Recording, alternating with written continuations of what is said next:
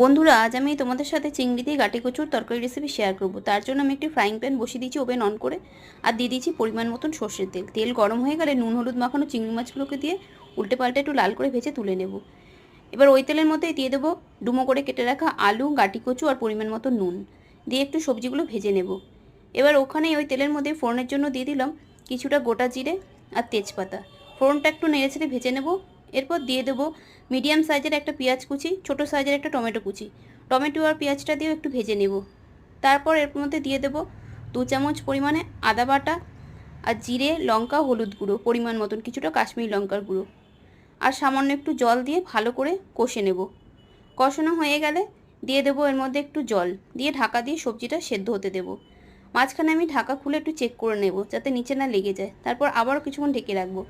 তারপর ঢাকা খুলে দেখে নিলাম সবজি সেদ্ধ হয়ে গেছে। এবার ঝোলের জন্য একটু জল দিয়ে দিলাম আর দিয়ে দিলাম ভেজে রাখা সেই চিংড়ি মাছগুলো। দিয়ে দিলাম টেস্ট ব্যালেন্সের জন্য কিছুটা চিনি। তারপর ফুটিয়ে নিলেই তৈরি হয়ে গেল গাটি কচুর তরকারি চিংড়ি দিয়ে। এবার দিয়ে দিলাম কিছুটা গরম মশলা পাউডার। এই তরকারিটা কিন্তু ভাত রুটি সবার সাথেই খেতে ভালো লাগে। তোমরা ওইভাবে বাড়িতে একবার বানিয়ে দেখো, আশা করছি তোমাদেরও ভালো লাগবে। খুব শীঘ্রই দেখা হচ্ছে নতুন কোনো রেসিপিতে। ততক্ষণ সবাই ভালো থেকো। আজ আসি, কেমন? টাটা।